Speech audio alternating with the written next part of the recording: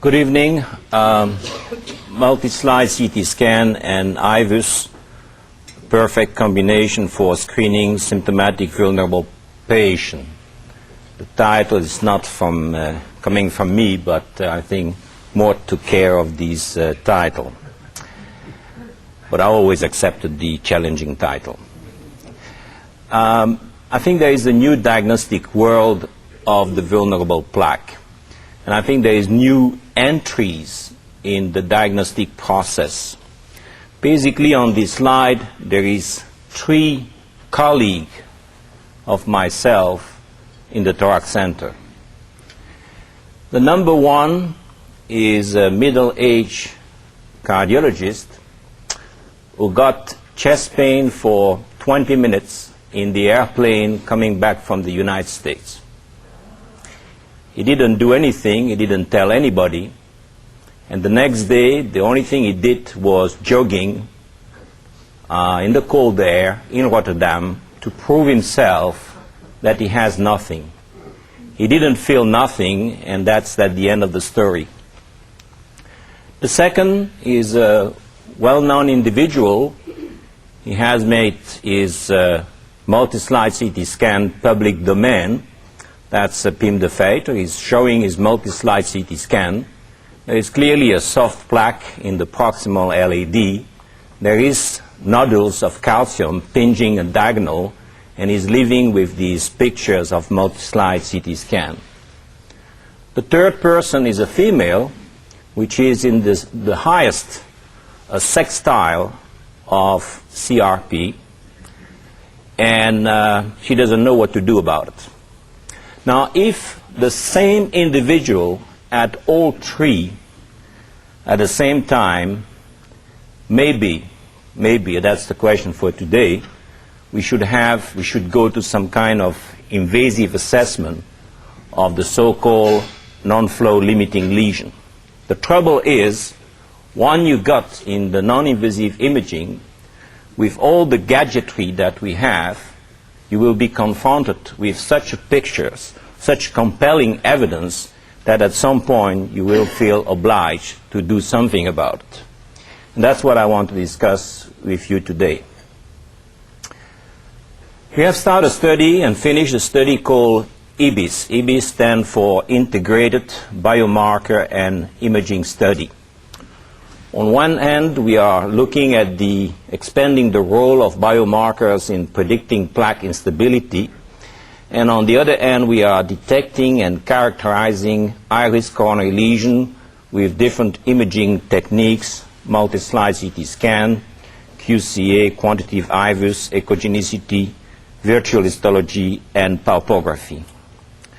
Now, for the markers, we are looking at the C-reactive protein, the interleukin-6, the tumor necrosis factor A, and the monocyte chemotactin protein, MCP1.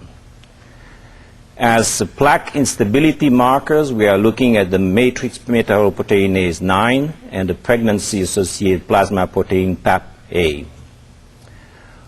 As a novel markers, we are looking at the lipoprotein-associated phospholipase A2 activity, and at the soluble CD40. And finally, we are looking at the oxidative stress marker, the myeloperoxidase MPO.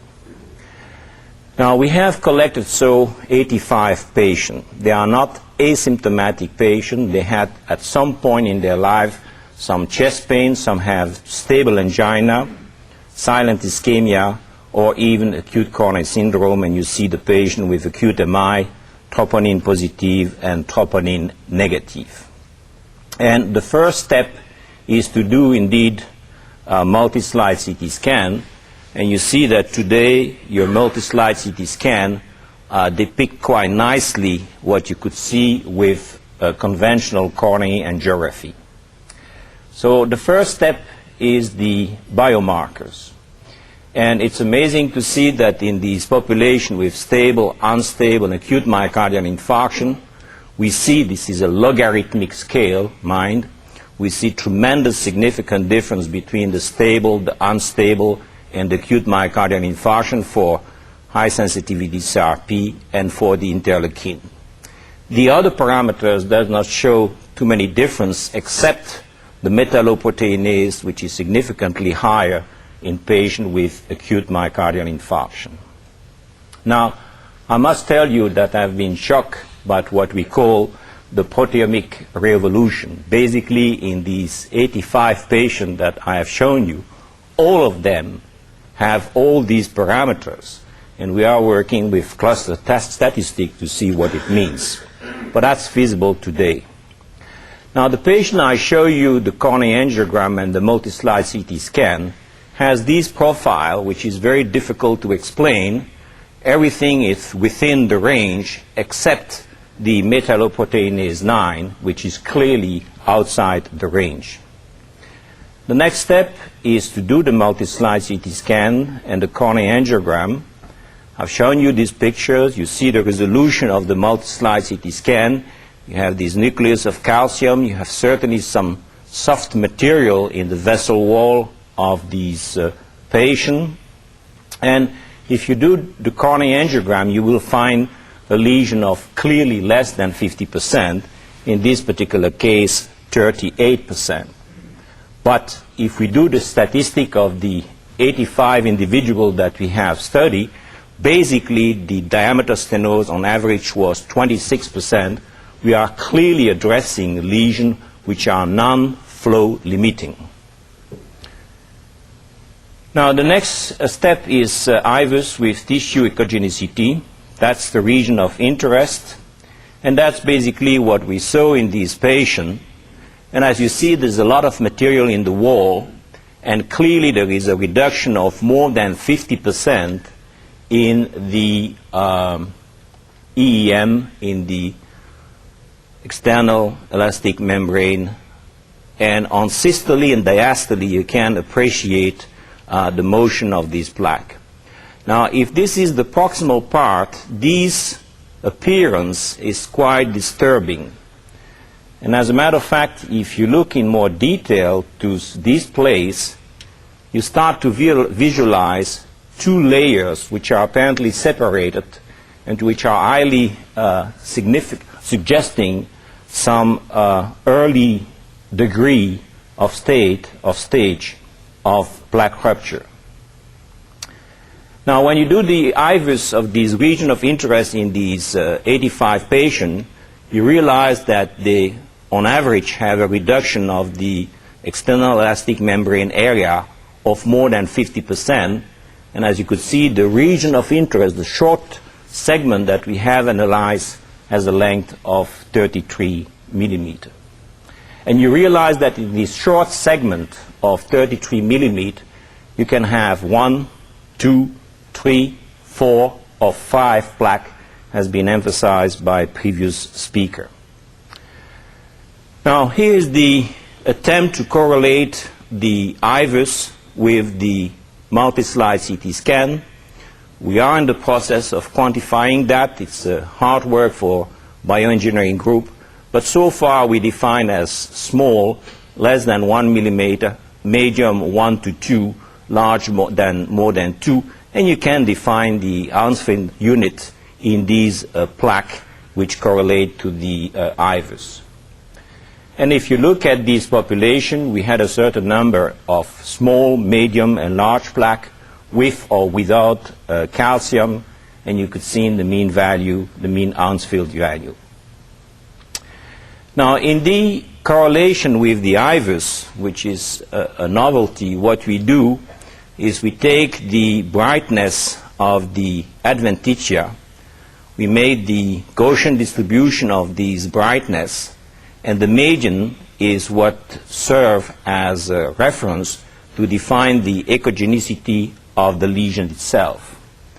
In other words, in this plaque, which is on the left-hand side of the median for the brightness of the adventitia, is hypoechogene. What is on the right-hand side is hyperechogene, and you can identify very easily a small nucleus of calcium. And you can quantify that in volume. Now, just this slide to show you that we go in great detail define the arc and the length of the arc of these small piece of calcium with IVUS. But the interesting point, before going back to the multi-slide CT scan, is then when you look at these biological markers, at least two of them were in some way, and I recognize that the Pearson coefficient of correlation of 0.31 is weak, but at least it is correlate with the CRP and with the interleukin-6. In other words, hypoechogenicity is in some way statistically related with these parameters. Now, to come back to the work that was done on IVUS and multi-slide CT scan, this is the angiography, this is the multi-slide CT scan. You see here in the AV groove between the right atrium and the right ventricle, this cross-section, you can zoom and clearly see the lumen and the calcium in the plaque. And that's how it looks on IVUS. You can take another region where there is no calcium, basically, again, zoom, and you will see only the lumen opacified by the contrast without calcified plaque. And a little bit further, this is the IVUS, we'll find another site with the lumen and the calcium, and again, on IVUS, you will find these calcium and quantified. Now, this slide is very important, and I guess this slide at some point will be in the literature, because it is the very first attempt to correlate IVUS in terms of reduction of the EM by more than 50% and taking into account the calcium with what we have seen, if we have seen on the multi-slide CT scan, a plaque or not, and that's on slide thickness of 5 millimeters. And I would like to draw your attention that for the first time we talk about a sensitivity of 84% and a specificity of 73%. We are not talking about sensitivity and specificity of the multi-slide CT scan to detect a narrowing of more than 50%. We are talking now about something which is below 50%, between maybe 20 and 50%. It is a novelty. Now, of course, we have done that on a small region of interest, something which was about 30 millimeters of length, and it doesn't have any value because we are interested, like Valentin has said, by the total coronary plaque burden. So this work has been done to look at the whole coronary burden.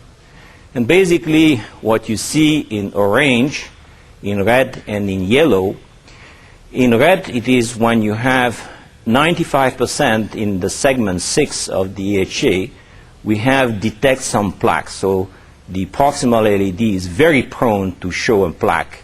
32% is a large plaque. In the mid-LED, in 80% of the case, we saw plaque. In 40%, we saw large plaque. The orange is below 75. You see basically the whole right, a great deal of the circumflex and the diagonal has also plaque. And you could see the percentage for large plaque, 12, 20, 14, 22, 28. By the way, the main stem show plaque in 51% of the case and in 9% of the case for severe plaque. So basically, the potential killer is in the proximal LED, and only a few segments show plaque below 50%. So we try to do a total plaque burden score. It's purely arbitrary. Number of plaque, which is small, medium, and large. And we went to a total score globally of 15.5, non-calcified 4.2, mixed 5.6, and calcified 5.8. And then we went back to our biomarkers. And as you could see, we were surprised and not surprised to see that there is maybe statistically, and it is remarkable, some relationship with the soluble CD40 and with the MCP1. Palpography is something that we have in our institution. All these patients have had palpography. In one word, it is the backscattering of the radiofrequency signal at 2 levels of blood pressure. What you see in blue here is something which is hard, stiff, and rigid in front of the plaque. What is yellow is soft, deformable, fragile, breakable. And you see here at the inch between the plaque and the normal tissue some change in color, showing clearly that this region is deformed by the stress of the blood pressure. Now that is how it looks in the reality. When we do a pullback, what is stable, rigid is seen in blue, and when we came to a region which is of high strain, like here, then you have this color yellow indicating deformation of more than 2%. And we have created a classification, and obviously it is bad news to have a Roquefort. We know it's a French cheese. It doesn't smell very good, but it's bad news, and it is to have a Roquefort. And to come back to our patient, and you recognize the coronary artery, you see that this individual has many places with Roquefort. And it is clear that in this population of 85 patients, the stable at on average 1.5 Roquefort, the unstable 1.9, and acute myocardial infarction 245. What is also interesting is that in the search for correlation with the biomarker, we saw that LPPLA2 was in some way correlated with the palpography parameters. I think I will skip the Angus. This is something that we are doing in our patient by combining IVUS and echocardiography, but I can tell you that we are able to correlate eye strain with high and short sheath stress, but I'll skip this part. Virtual histology, we don't know what to do with that. It's a brand new technique which has been established by Cleveland. It is also using the radio frequency signal for tissue characterization. I will not tell you in detail, but clearly there is an attempt to use the IVUS information, the histology, and color-coded the cross-sectional of the IVUS in color corresponding to calcium, lipid core, fibrolipidic, and fibrous. There is very high expectation for these things. I think we have to be very, very critical, but certainly a lot of us are working currently on that issue. And to come back to our patient again, it is amazing that in the middle of the lesion we saw this red lipidic necrotic core with a little bit of calcium. And it is tempting, at least we have done that with Jim Willison, to try to correlate more or less the library of virtual histology with the whole scheme of progression of coronary artery disease. And you can potentially qualify the calcium volume, the fibrous volume, the fibrolipidic volume, but at that stage we don't know if it will tell us something about the vulnerability of the patient. Thermographic is a very specific but non-sensitive tool. It has a hard time right now because it's very rare to find a place with temperature, with an increase of temperature of more than 0.09 degrees Celsius. And the optical coherence tomography is a superb tool, but is not available right now for clinical use. At least is that the instrument that we have been using for the last 18 months, which is a very small instrument. This fiber has 140 micron, the catheter is 1 millimeter, and the resolution of the optical coherence tomography is very high. And we all know these pictures which has been collected by Renu Vermani, showing basically a vessel which is normal without any luminal encroachment. But if you look carefully in the vessel wall, you see many areas suggesting lipid necrotic material separate from the lumen by a very thin cap.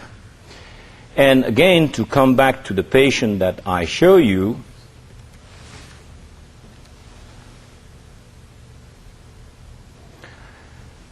This is the patient that we have seen, and I'll let these things going in loop because there is two pieces of information which is quite amazing. The first one is that at some point you see something very thin here. You see some layer there which might be the media, but going back and back you find regularly this thin, and I would say, cap. The second thing which is amazing is there is a small vessel of less than 50 micron, which is joining the lumen just at the edge of these crescents. We don't know the interpretation of that, but I would not be surprised that echo contrast would penetrate the vessel wall at that site and illuminate the vessel wall. And we have interpreted as potentially a fibrous cap, and we can try to correlate that with the IVUS, and you see clearly here the wobbling motion of at the edge of these cap. And that's remind me very much the histology of Renu-Virmani. So tonight I told you many things which are disturbing, which is basically work in progress. It is for me very difficult to make any conclusion. On one hand, clearly we are making the bridge between the non-invasive imaging, the total burden, and some biological markers. Certainly, if an individual has chest pain, a lot of biomarkers and disturbing pictures on non-invasive imaging, you may be tempted to go further for an invasive approach. There is no evidence-based medicine for that. It's purely preliminary, a kind of pilot approach.